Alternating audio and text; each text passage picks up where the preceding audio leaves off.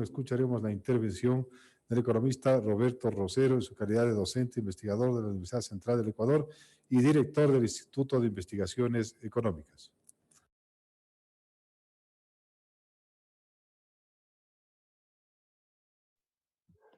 Bueno, muy buenas tardes, señor presidente de la Asamblea, buenas tardes, señores asambleístas. Señor presidente, no sé si pueda tener acceso a una presentación de igual naturaleza.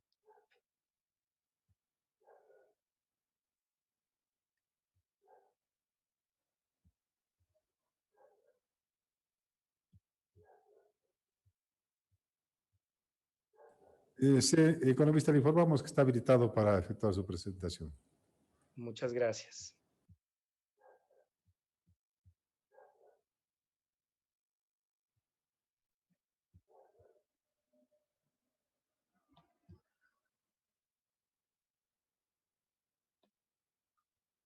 Bueno, yo creo que ya mis dos antecesores explicaron muy bien acerca de varios aspectos que están relacionados por la política monetaria y que sobre todo quiero demostrar también dos situaciones básicas sobre las cuales se ha enviado este proyecto de ley. El uno que se lo envió de una manera urgente, económicamente urgente a la Asamblea. En la situación de esta posible política económica que actualmente no la puede realizar el gobierno nacional. Es decir, si nosotros nos acordamos, la misma ley de fomento productivo ya prácticamente que ya coactó este tipo de políticas y el Banco Central del Ecuador ya no puede financiar absolutamente también hacia el gobierno central. La segunda situación que tiene que ver con de defensa de dolarización. Ninguno de los articulados, por ejemplo, se establecen ámbitos que van, por ejemplo, ¿para qué? Para controlar la fuga de capitales o para no establecer un riesgo sistémico dentro del país. Y es que ustedes pueden ver también, si es que hay algún articulado que defiende esas dos premisas, pues estaríamos hablando directamente que estamos frente a una ley de defensa de dolarización. Lo que acá se ha manifestado y que lógicamente también en mis intervenciones yo lo he dicho, es netamente el control absolutamente de los activos del Banco Central del Ecuador. Entonces, estamos frente a una ley sobre cualquier grupo económico, en este caso directamente también el grupo bancario o la banca privada, va a tener acceso directamente hacia los activos del país mediante los dos hechos principales. El uno que tiene que ver con la conformación de la Junta Monetaria o de las dos juntas, y el otro que tiene que ver directamente con los cuatro balances, que de igual naturaleza nos vamos a referir un poco, pero más bien mi presentación lo voy a mencionar desde un aspecto sobre algunos de los articulados que nosotros desde el Instituto de Investigaciones Económicas consideramos como más importantes también en este momento tratar de visualizar.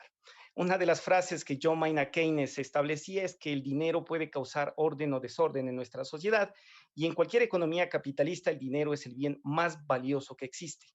Por eso vemos todos estos debates, por eso vemos todas estas discusiones y está en definitiva también en sus manos en tratar de una manera parcial, de una manera democrática, establecer absolutamente también los mejores caminos y las mejores vías sobre las cuales va a funcionar el Banco Central del Ecuador, debería de funcionar el Banco Central del Ecuador y debería de proteger a la dolarización del Banco Central del Ecuador. Creo que todos los que estamos aquí hemos coincidido una situación básica y es el hecho de que la dolarización es uno de los bienes ya más importantes que tiene la sociedad ecuatoriana y que eso constituye también en cierta manera en blindar muchos de los factores necesarios para qué, para el desarrollo de las personas en el Ecuador. Entonces, como ya lo había mencionado, la ley económica actual no es urgente.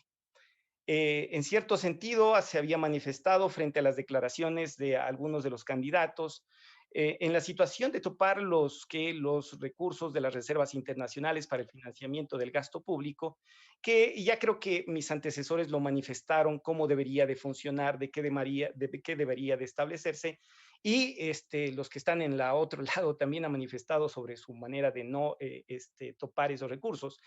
crea que en mi sentido yo también considero que sí deberíamos de aprovechar nuestro ahorro interno, es parte de nuestro ahorro interno, sobre todo en estas situaciones. Se ha mencionado que, por ejemplo, el Ecuador debe de tener recursos para enfrentar situaciones adversas.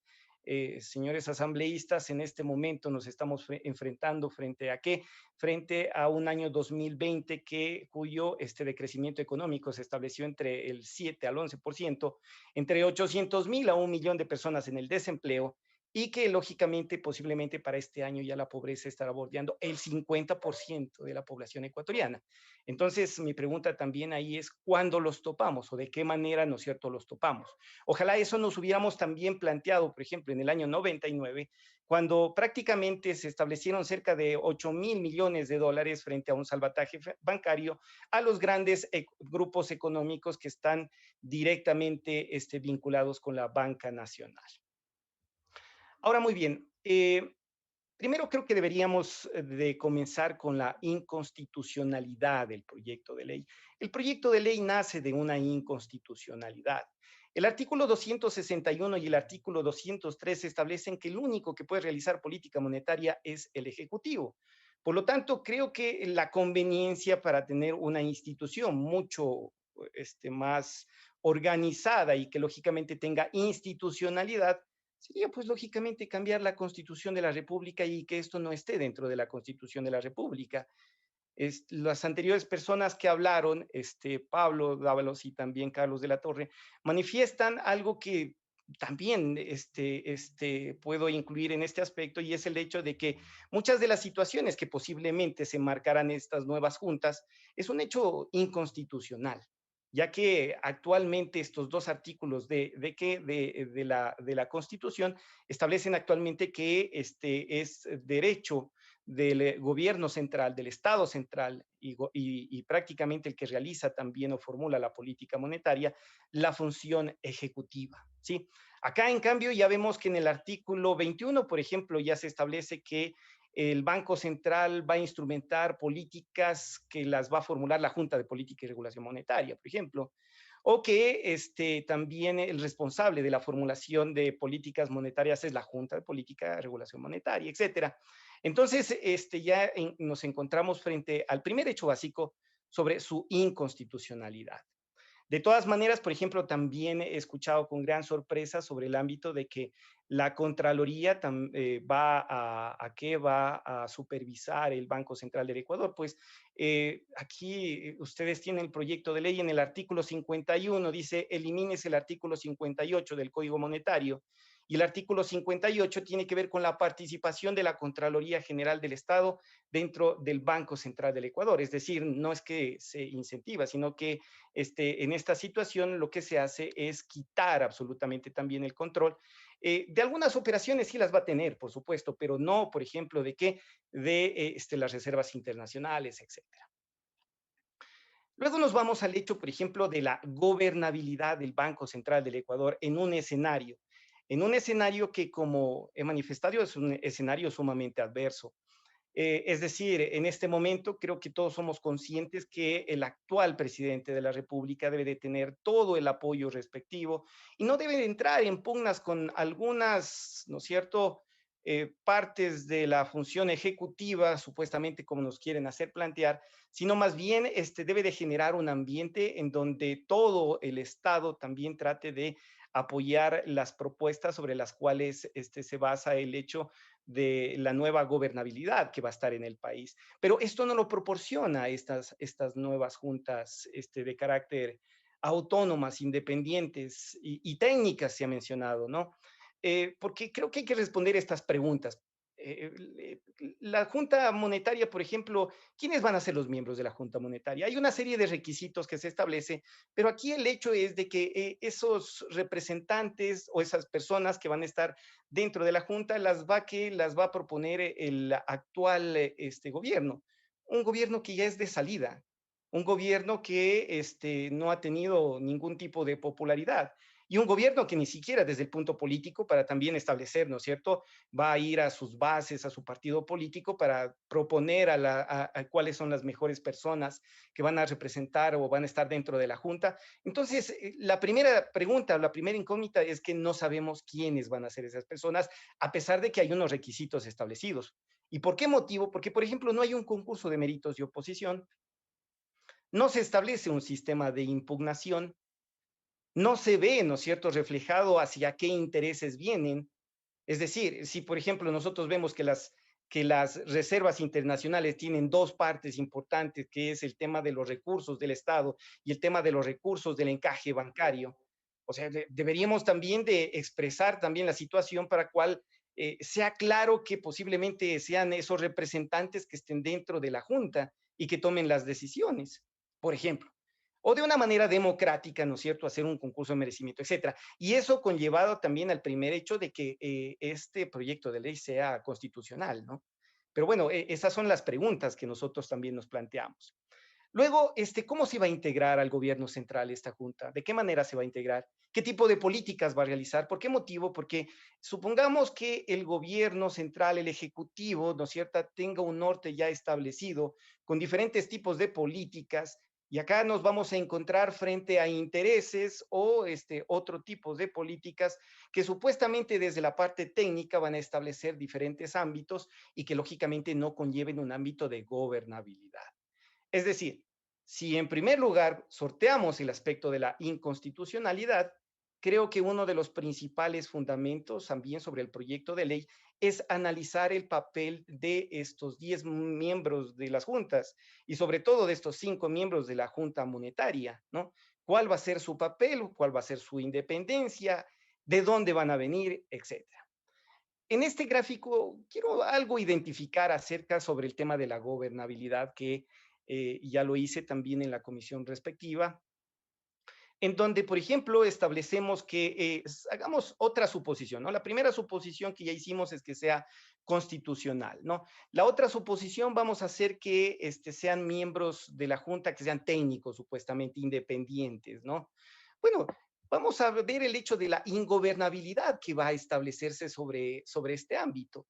La primera cosa que debemos de ver es que el proyecto de ley, por ejemplo, establece que los miembros de la Junta no deben de ser funcionarios públicos. Ya creo que ese es un hecho también relevante acerca de qué, acerca principalmente de la participación de personas que posiblemente tengan también mucha experiencia en el sector público y que puedan estar dentro de la Junta de Regulación y Política Monetaria.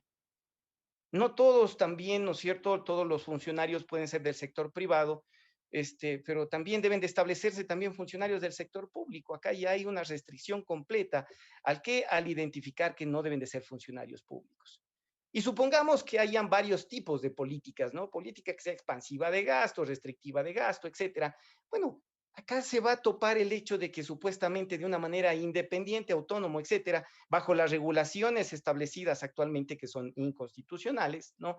Estos miembros de la Junta pues van a tomar decisiones diferentes hacia las necesidades de cada uno de los gobiernos que nosotros tengamos. Entonces, o sea, yo creo que este es un ámbito importantísimo dar que la gobernabilidad adecuada también hacia el próximo gobierno. ¿Para qué? Para establecer diferentes tipos de herramientas y recursos con las cuales pueda constar. Es necesario, ¿no es cierto?, bajo este término de gobernabilidad, al final establecer que es un hecho, ¿no es cierto?, sobre la cual se basa la privatización del Banco Central.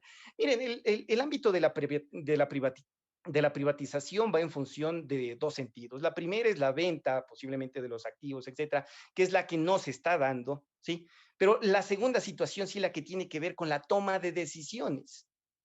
Y diferentes manuales internacionales establecen también que ese es un ámbito de qué, de privatización, de cambio de propiedad. Es decir, los nuevos miembros a junta que van a venir directamente, ¿no es cierto?, que del sector privado, van a establecer precisamente también la situación sobre la privatización de las decisiones con las cuales en este momento se puedan tomar desde el Banco Central del Ecuador.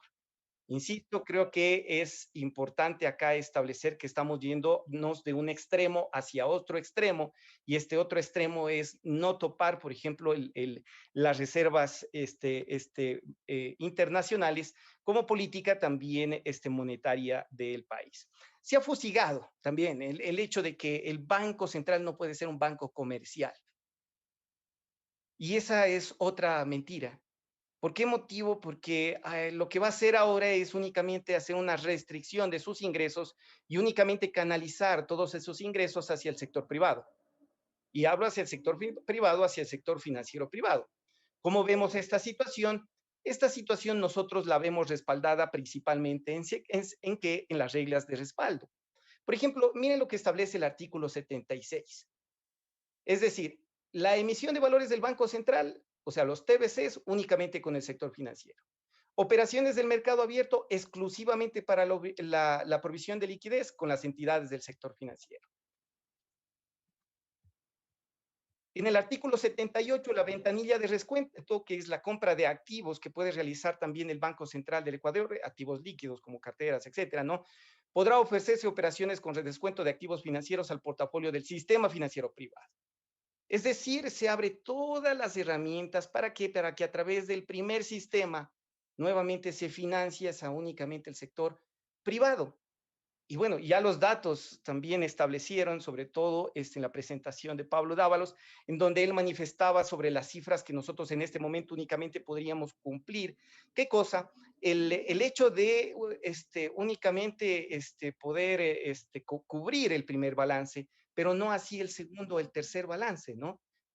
Entonces, o sea, es el hecho de que, por ejemplo, todos los recursos que actualmente están dentro, ¿no es cierto?, de qué, del balance del Banco Central del Ecuador, dentro de sus activos, ¿sí?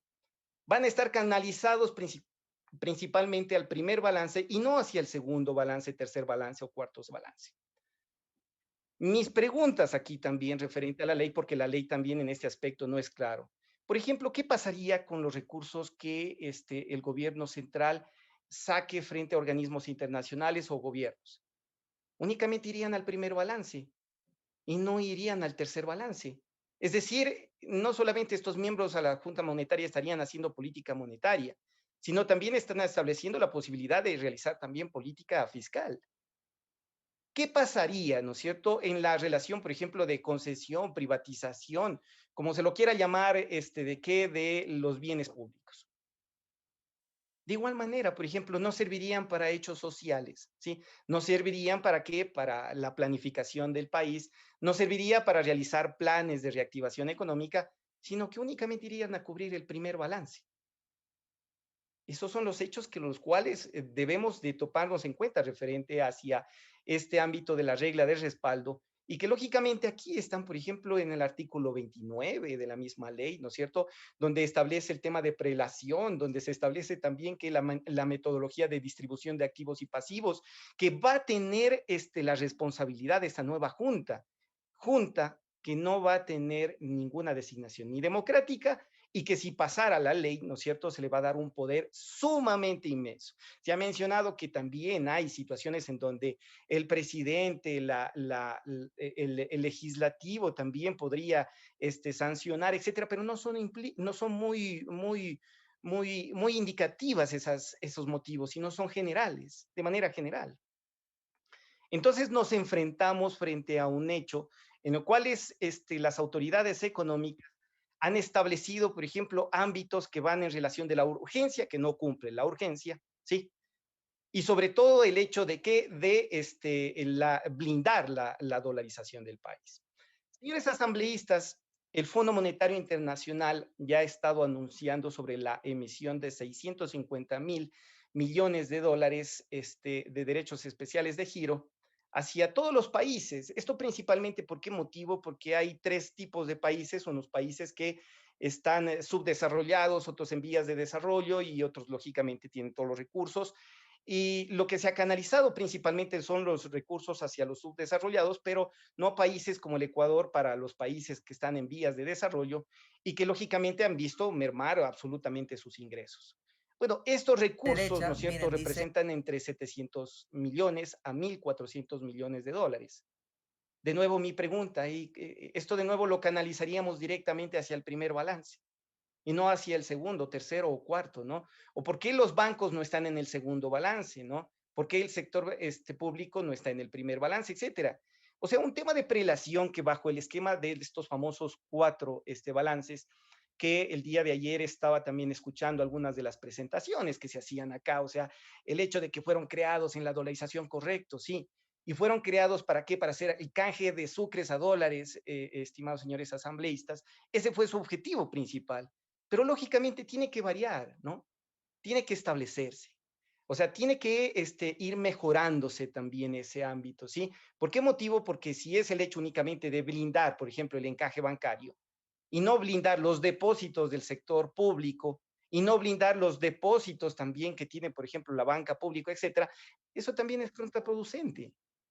Entonces, o sea, creo que nos estamos yendo sobre qué, sobre el ámbito ya de un extremo hacia otro extremo, el cual también es permisivo para la economía ecuatoriana.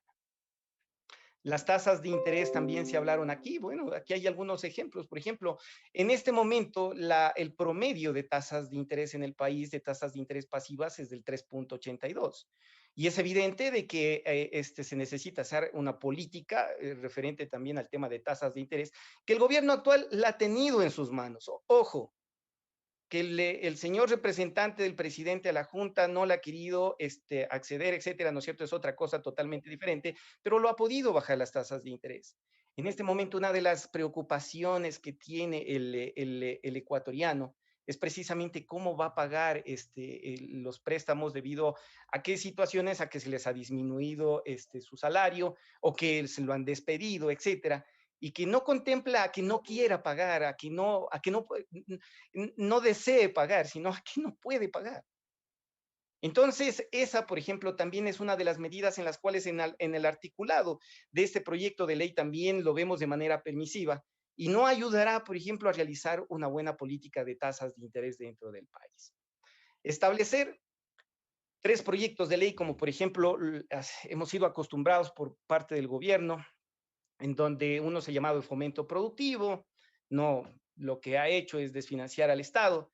El otro de apoyo humanitario, el objetivo fue reducción de remuneraciones en el sector público y privado, y en este momento nos envían una ley de defensa de dolarización, que de nuevo invito, ¿no es cierto?, a leer también los articulados, y ninguno de los artículos se establecen los dos hechos fundamentales por la cual se desdolarizaría la economía: fuga de capitales, riesgo sistémico. En conclusiones, no es un proyecto de ley urgente. Actualmente la normativa del Banco Central no puede financiar al sector público. O sea, no podría en este momento financiar. Debería de haber que un mecanismo, ¿no es cierto?, legal para sustituir esos ámbitos de la ley. Señor economista, le solicitamos comedidamente concluir con su intervención en mérito al tiempo y a las intervenciones que están previstas en... Muchas gracias. Con esto ya termino, muy amable.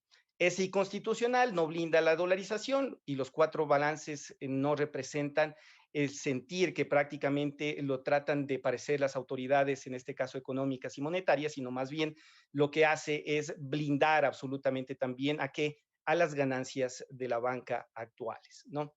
Esa es toda mi presentación, señores asambleístas, señor presidente. Muchas gracias por la invitación y también quedo atento a cualquier inquietud o a cualquier duda que tengan cada una de las personas acá.